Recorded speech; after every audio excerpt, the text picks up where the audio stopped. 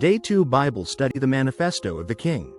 True righteousness revealed from chapters. Matthew chapters 5 to 6I.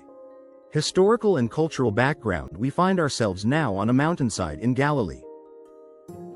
This is no accident.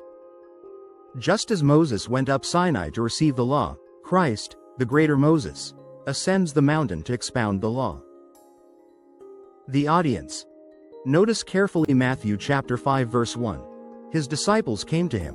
While the crowds were overhearing, this sermon is primarily for believers. It is not a code of ethics for the secular world to improve society. It is the constitution of the kingdom of heaven for the children of God. The religious climate. The Judaism of this day was dominated by the Pharisees. Their religion was external, ritualistic, and self-righteous. They believed they were accepted by God because they kept the external letter of the law. Jesus is about to shatter that delusion. He is introducing a righteousness that is internal, spiritual, and utterly impossible for the natural man to achieve. 2. Contextual analysis. The flow of thought. Matthew chapter 5. The character of the kingdom citizen. The flow of thought here is devastating to human pride. The Beatitudes, VV 3 to 12. Jesus begins not with do, but with be. Notice the progression. It starts with blessed are the poor in spirit, spiritual bankruptcy. You cannot enter the kingdom until you realize you have nothing to offer. Only then can you mourn over your sin, become meek, submissive, and hunger and thirst for righteousness. This is the path of salvation, emptying self to be filled by God. Salt and light, VV 13 to 16. Only when you have the character of the Beatitudes can you be the salt, preservative, and light, illuminator of the world. The fulfillment of the law, VV 17 to 48. This is the heart of the sermon. Jesus declares he did not come to abolish the law but to fulfill it. The Pharisees lowered the standard of God's law to make it keepable.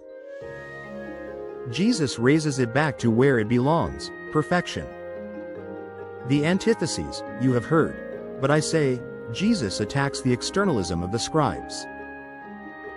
They said, don't murder. Jesus says, if you are angry, you are guilty. They said, don't commit adultery.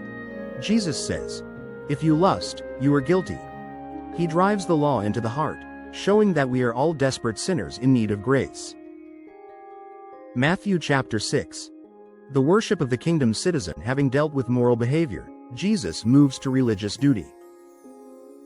The key word here is hypocrite, literally, an actor wearing a mask.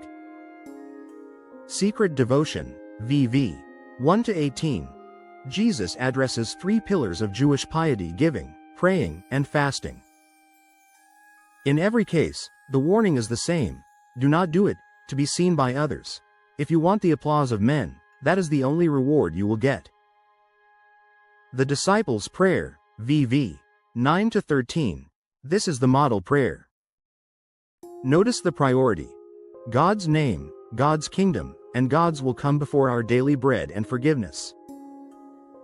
Master and Mammon, VV 19 to 34. The chapter concludes by attacking the idol of security. You cannot serve God and money. Anxiety is, at its root, a form of practical atheism, acting as if God does not exist or does not care.